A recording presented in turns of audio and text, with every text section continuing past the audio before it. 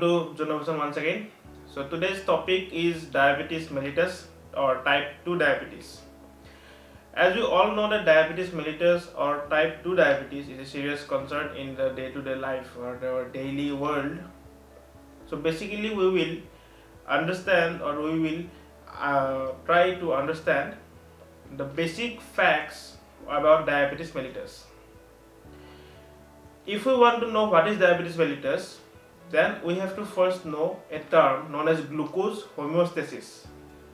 The term homeostasis means to balance something. When we eat a carbohydrate meal, immediately after taking that carbohydrate meal, our blood glucose level increases. And after that, some phenomena are there inside our body which takes place. So what are they? Actually, diabetes mellitus is a disorder or it is a disease. But why it is prevalent in our body? Even very small child, or even it is now seen that very young age persons are also affected, are also in the grasp of diabetes. So basically, diabetes are of two types: diabetes insipidus and diabetes mellitus. Insipidus is a different disorder which is related to antidiuretic hormone producing low concentrated urine, that is a dilute urine mainly. So that is a different disorder. But diabetes mellitus is something which is totally related upon carbohydrates, glucose levels, etc. Diabetes mellitus are of two types mainly. One is your type 1 diabetes and type 2 diabetes. Type 1 diabetes is an autoimmune condition where our immune system attacks our own immune system, by which diabetes occurs. That is a different disorder again. But we will talk here about type 2 diabetes, or that is the most prevalent diabetes mellitus. When our blood sugar level increases after ingesting a carbohydrate rich food, there is an organ called as pancreas, and this pancreas is a mesocrine gland. What is a mesocrine gland? A mesocrine gland is that gland which works both as an endocrine and the exocrine gland. Exocrine gland are those glands which have some metabolic functions, mainly in a digestive way. They work in the digestive functions or like that. And endocrine part is the hormone producing function. Hormones are basically chemical messengers that we all know. So pancreas is a 6-inch long gland which is present behind the stomach in our abdominal cavity, and there are three parts: the head, the neck or the body, and the tail. The head is connected with the duodenum or the small intestine by a pancreatic duct. This pancreas consists of islets of Langerhans, a group of cells that constitute about 1 to 2% of the whole pancreatic size. The islets of Langerhans are named after a pathological anatomist known as Paul Langerhans, and it was discovered in 1896 or something like that. The islets of Langerhans contains is the main endocrine part of the pancreas, which is the hormone producing. There are various types of cells like alpha, beta, gamma, delta, epsilon cells. The alpha cells produces glucagon, the beta cells produces insulin, delta cells produces somatostatin, a hormone which is autocrine signaling, which helps in the autocrine signaling of the pancreas. The gamma cells produces pancreatic polypeptide, and the epsilon cells produces the ghrelin, is another hormone. But we don't need all this. We need, because the video is not so extensive, therefore I will try to complete this whole video in a short session, so that the audience can understand what is diabetes and why diabetes is caused.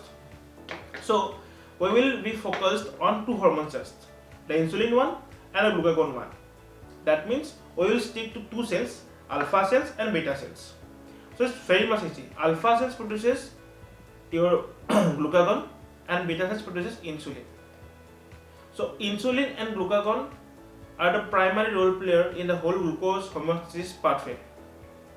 when we take a carbohydrate rich meal or a sugar rich meal, insulin helps in uptaking this glucose into the cells.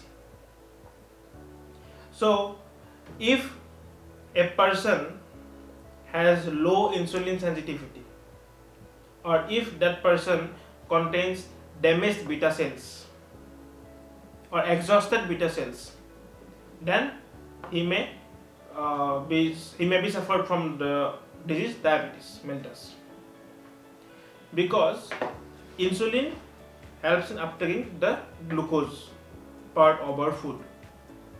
Similarly, glucagon is an antagonist to insulin. Glucagon helps in the work which is not done by insulin. If insulin helps in uptaking of glucose by various pathways like glycolysis and glycogenesis. So what is glycogenesis now? Glycogenesis is from the word glycogen.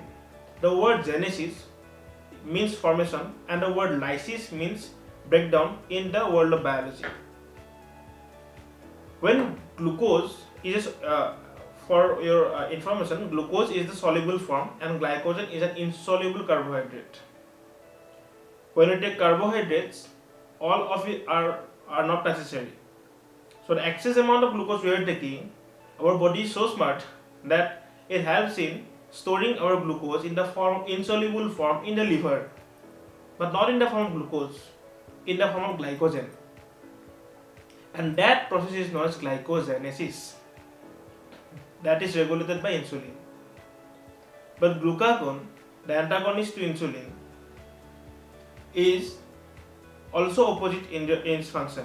It helps in glycogenolysis and gluconeogenesis. The glycogenolysis pathway is the breaking of glycogen in need of carbohydrates when we are starving or when we are not taking enough sugars or enough carbohydrates. That is known as glycogenolysis, where the stored glycogen from our liver is broken down into glucose so that our body will get enough amount of glucose. Our whole body needs glucose because carbohydrates or the glucose are a primary source of energy. Most importantly, our brain only works on glucose. So, glycogen storage is depleted by glucagon in absence of further ingestion of our carbohydrate, or when there is an absence of ingesting more carbohydrates, or if we are not taking enough carbohydrates or glucose, then glycogen storage is broken down. So basically, I also mentioned the term gluconeogenesis. What is gluconeogenesis now? Gluconeogenesis is the breaking of non-carbohydrate sources to glucose, like protein, like fats, and this is also regulated by glucagon. It is not so simple pathway. It's a very long, very extensive pathway, and it can be said in just 2-minute video. It's a very long procedure. So these processes are taken, that is, the gluconeogenesis process is only activated in our body only when there is a period of starvation, when we are not eating enough food. So now let's come to the topic of our main, that is the main topic, that is diabetes. So when this glucose homeostasis is degraded in our body, when the insulin is not uptaking the adequate amount of glucose, or their beta cells are exhausted or damaged, or there are no more insulin receptors in our cells, then diabetes occurs. Diabetes contains two types of these situations: hyperglycemia and hypoglycemia. The word hyper means more and the word hypo means less. When there is excess amount of glucose in our body, is hyperglycemia, and when there is low amount of glucose in our body, it's called hypoglycemia. That is low blood sugar. Several symptoms are there, and if you want to know more about this diabetes mellitus and this whole extended topic, you can just follow the link in the description box, where I have written an article on diabetes mellitus in my blogspot Junovision. You can click on the link and can read the whole article because it's so extensive and you can just gather lots of information there. Also, I need to mention a thing that is GLUT, GLUT, that is a glucose transporter. It's nothing but a transporter protein which are present on the cell membrane, which helps in uptaking the glucose into the cell or plasma membrane. That is insulin mediated or insulin dependent. If there is a mutated form of GLUT or if there is any degraded form of GLUT in our body, then also diabetes can occur. So mainly metabolic syndrome X, which is also insulin resistance syndrome, where the insulin gets resisted by our body, not the insulin signaling is not working properly.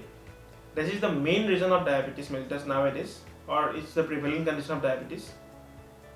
And ultimately, for this metabolic syndrome, due to our various habits, our habits or our different lifestyles that is not healthy, or obesity, or for different conditions it can be. There is no such typical conditions that I can refer that these conditions can cause diabetes. Actually, there are lots more researches going on. Also, smoking is one of the reasons. So, no verification of mechanisms how smoking causes the elevation in blood glucose level or diabetes. But yes, there are researches or meta-analysis over the internet where you can find that heavy smokers are targeted to much more diabetic conditions in comparison to non-smokers.